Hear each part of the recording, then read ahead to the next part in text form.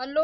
हम लोग क्लास 10 का आज से प्रीवियस ईयर का पेपर हल करेंगे। उसमें हमने 2022 का सेट नंबर 1 लिया है। पहले हम बहुविकल्पी पढ़ेंगे, फिर उसके बाद अति लघुत्तरी और लघुत्तरी, उसके बाद सवाल लगाएंगे। तो पहले हम बहुविकल्पी जो प्रश्न है सेट 2022 का एक सेट, जैसे हम 10 साल तक का पेपर हल करेंगे। 2022 का पेपर है सेट 1, कितना है 824 बीजे का। देखिए ये दिया है हमारे पास पेपर। देखिए ये पेपर है हाई स्कूल यूपी बोर्ड का। ये दिया है विज्ञान है कि इसमें दिया है सेट 1 2022 824 बीजे कि वायु के सापेक्ष माध्यम का अपवर्तनांक अधिकतम होता है। तो हम सवाल पहले बहुविकल्पी वही लगाए हैं, तो वही सवाल देखिए हमने लिखा है यहाँ पे। बहुविकल्पी जो है खंड क ख ग का तीनों का लगा रहे हैं हमने। पहले लिया हमने 2022 का पेपर यूपी बोर्ड का, हम प्रीवियस ईयर हल कर रहे हैं। खंड क का पहला सवाल है। सवाल पहला का क है कि वायु के सापेक्ष माध्यम का अपवर्तनांक अधिकतम होता है। ऑप्शन दिया है इसमें क्या, पहला दिया है जल, ऑप्शन 2 है हीरा, ऑप्शन 3 कांच, ऑप्शन 4 है तारपीन का तेल। इसका जवाब क्या होगा, उत्तर हम कह सकते हैं कि हीरा होगा। वायु के सापेक्ष माध्यम का अपवर्तनांक अधिकतम होता है, किसका होता है, हीरा का होता है। उसी तरह ख दिया है कि निकट दृष्टि दोष के निवारण के लिए चश्मे में प्रयुक्त करना चाहिए। ऑप्शन दिया है कि पहला ऑप्शन है अवतल लेंस, दूसरा ऑप्शन है अवतल दर्पण, तीसरा ऑप्शन है उत्तल लेंस, चौथा ऑप्शन है उत्तल दर्पण। तो पहले हमें पता है कि जो भी हमें चश्मा लगता है निकट दृष्टि दोष हो या दूर दृष्टि दोष हो, उसमें क्या होता है, लेंस लगता है। तो लेंस के लिए पहले हम ध्यान देते हैं, निकट दृष्टि दोष के निवारण के लिए अवतल लेंस लगेगा। इसलिए इसका जवाब क्या होगा, आंसर इसका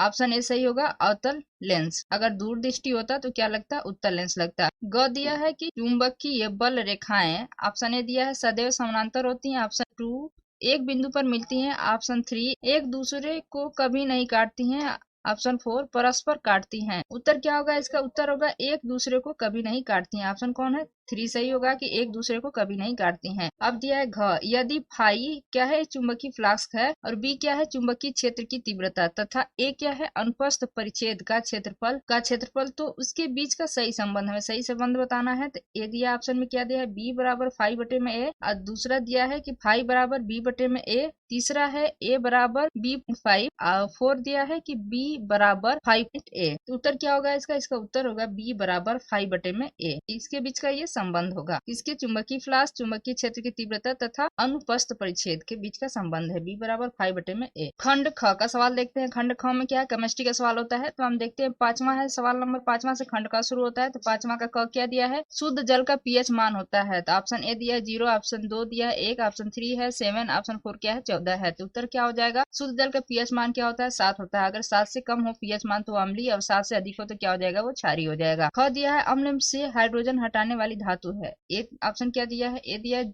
जिंक, दूसरा है कॉपर, तीसरा है क्या एजी बोले चांदी, है चौथा क्या है एसजी बोले तो मरकरी।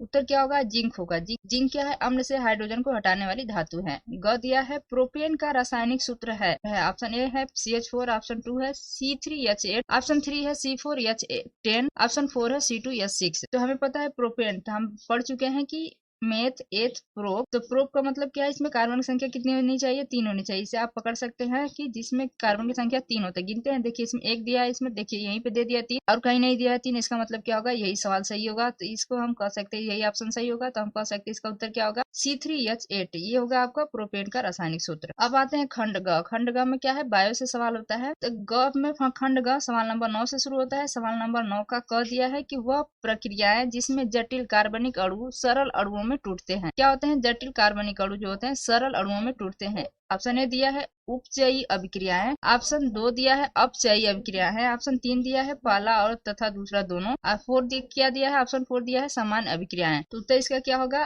जटिल कार्बनिक अणु जो है सरल अणुओं में टूटते हैं उसे हम क्या बोलते हैं, ऑप्शन 2 सही होगा, अपचयी अभिक्रियाएं। उत्तर क्या हो जाएगा, अपचयी अभिक्रियाएं हो जाएगा। खंड ग का ख है इसमें कि चर्मदाह या पैलाग्रा रोग निम्नलिखित में से किस विटामिन की कमी से होता है। तो option A vitamin B1, option 2 दिया है विटामिन B2, ऑप्शन 3 है विटामिन B5, ऑप्शन 4 है विटामिन 12। आंसर इसका हो जाएगा विटामिन B5। मतलब इस विटामिन B5 की कमी से चर्मदाह या पैलाग्रा रोग होता है। इससे आप समझ सकते हैं कि विटामिन भी इंपॉर्टेंट है, विटामिन से भी सवाल आ रहे हैं। ग हीमोग्लोबिन महत्वपूर्ण भूमिका निभाता है। ऑप्शन 1 दिया है श्वसन में, ऑप्शन 2 दिया है उत्सर्जन में, ऑप्शन 3 दिया है पाचन में, ऑप्शन 4 दिया है पोषण में। हीमोग्लोबिन का महत्वपूर्ण भूमिका निभाता है किसमें, श्वसन में निभाता है। इसलिए ऑप्शन ए सही हो जाएगा, ऑप्शन फर्स्ट सही हो जाएगा। घ दिया है फ्लोएम द्वारा भोजन का स्थानांतरण होता है। ए है प्रोटीन के रूप में 2 है वसाओं के रूप में, 3 है सुक्रोज के रूप में, 4 है वसी अम्लों के रूप में। तो इसका उत्तर क्या होगा? फ्लोएम द्वारा सुक्रोज के रूप में भोजन का स्थानांतरण होता है, इसलिए ऑप्शन क्या हो जाएगा? 3 सही हो जाएगा। 2014 से 2022 तक के बहुविकल्पी प्रश्न खत्म करने के बाद फिर हम लघुत्तरीय प्रश्न भी करेंगे। इससे आपको आइडिया लग जाएगा कि एग्जाम में किस चैप्टर से ज्यादा क्वेश्चन आ रहे हैं, किस टाइप के क्वेश्चन आ रहे हैं, जिससे आपको समझने याद करने में भी आसानी हो जाए। Thank you for watching. Please like and subscribe my channel.